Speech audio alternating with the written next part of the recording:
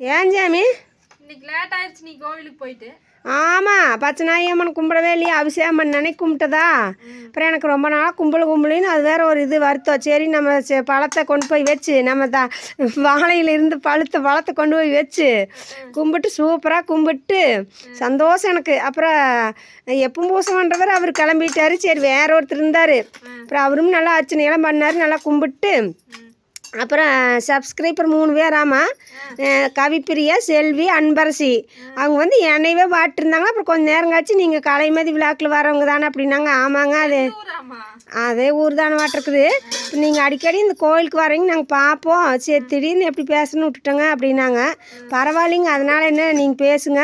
அப்புறம் ஆயில் வேணும்னு கேட்டாங்க, வீட்டுக்கே வந்து வாங்கிக்கிறாங்களாம்மா சாமி. பரவாயில்ல, குழப்பலூர் தானே, 2 பாட்டில் வச்சிரு எப்பவுமே. அப்புறம் அவங்க ரொம்ப அன்பாக பேசினாங்க. இப்போ வந்து மடி பொள்ளாச்சி மாசாணியம்மன் கோயில் பழனி எல்லாம் போகிறேன்னாங்க. எனக்கு ரொம்ப சந்தோஷமாக இருந்துச்சு. காரில் போகணுங்க அப்படின்னாங்க.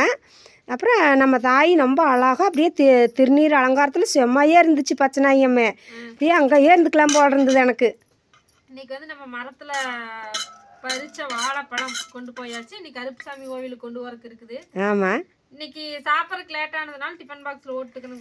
ஆமாம், டிஃபன் பாக்ஸில் தான் கொண்டு போய் நான் வந்து 9 மணி ஆகிட்டாவே இங்கே சாப்பிடவே மாட்டேங்க நண்பர்களே. 8 மணி இருந்தால் மட்டும்தான் உட்காந்து சாப்பிடுவேன். சரி நான் 7:30 மணிக்கு 6:30 மணிக்கு எப்போ போய் கும்பிட்டுக்கணும். அது அர்ச்சனை வைக்கிறதா இருந்ததுன்னா 6 மணிக்கு ஃபஸ்ட் ஆளாக போய் நிற்பேங்க. இந்த இது வாக்கு கேட்குறதா இருந்ததுன்னா ஃபஸ்ட் ஆளாக போய் நிற்பேங்க. ஏன்னா அப்போ வந்து தாய் வந்து 2-3 வாக்கு தருவாங்க. ரொம்ப அது கேட்டால் அப்படியே நடக்கும். இன்னைக்கு நம்ம வீட்டில் என்ன சமையல் அப்படின்னு பார்த்தீங்கன்னா, இங்கே பாருங்க காட்டிடு, சூப்பராக இருக்க மாட்டிருக்குது. தட்டை பயிரும் சுரைக்காயும் போட்டு குழம்பு. சரி, இந்த மாதிரி ஒரு நாள் கூட உட்காந்து செஞ்சதில் இன்னைக்கு புதுசாக செஞ்சுருக்குறோம். தட்டைப்பயிர் தனியாக தான் நாங்கள் செய்வோம், சுரைக்காய் தனியாக தான் செய்வோம். இன்னைக்கு வந்து 2ம் சேர்ந்து தட்டைப்பயிர் சுரைக்காய் செஞ்சேன். ஏன்னா கொஞ்சமாக இருந்துச்சு காய் குழம்பு வச்சுட்டு அதனால செஞ்சேன். குழந்தைங்களுக்கு வந்து இது சாப்பிட மாட்டாங்க சாப்பாடோட. அவங்க என்னமோ சுரைக்காய் ஆகாதும்பாங்க. அதனால குழம்பு வச்சு குழம்பு மட்டும் ஊற்றிட்டு தோசை சுட்டு கொடுத்துட்டேன். எங்களுக்கு வந்து தட்டைப்பயிறு சுரைக்காய் குழம்பும் சாப்பாடு. குழம்பு பத்தாதுன்ட்டு இதில் கொஞ்சம் ஊற்றிட்டு சின்ன கப்பா. மறுபடியும் ஆலமரத்து கருப்பணசாமி கோயிலுக்கு நன்கொடை கொடுத்துருக்குறாங்க. எல்லாத்துக்கும் ரொம்ப ரொம்ப நன்றி. மறுபடியும் ஒருத்தர் கொடுத்துருக்குறாரு. அவர் குடும்பம் ஆழம் விழுது போல் தளைஞ்சு வரணும். அவர் நல்லா இருக்கணும். ரொம்ப ரொம்ப நன்றி. அவர் நேற்றும் 5000 கொடுத்துருந்தாரு. நான் வீடியோ போட்டிருந்தப்ப இன்னைக்கு அவர் தான் கொடுத்துருக்காரு. காய்கறி வாங்குறதுக்குங்க எவ்வளவு நல்ல மனசு பாருங்க அவருக்கு. வந்து அவர் பேரை சொல்ல வேண்டாம் அப்படின்னு சொல்லியிருக்கிறாரு. அது வலது கை செய்யற தர்மம் இடது கை அறியக்கூடாதுங்கிற மாதிரி என்ன அவருக்கு. எனக்கு ரொம்ப சந்தோஷமா போச்சு. நேற்று அவர் அமௌண்ட் போட்டுவிட்டு என்கிட்ட ஒரு வார்த்தை கூட சொல்ல. இன்னைக்கும் அவர் சொல்லவே இல்லை. நானே கேட்டதுக்கு அப்புறம் தான் கோவிலுக்குங்க அப்படின்னு சொல்லியிருந்தாரு.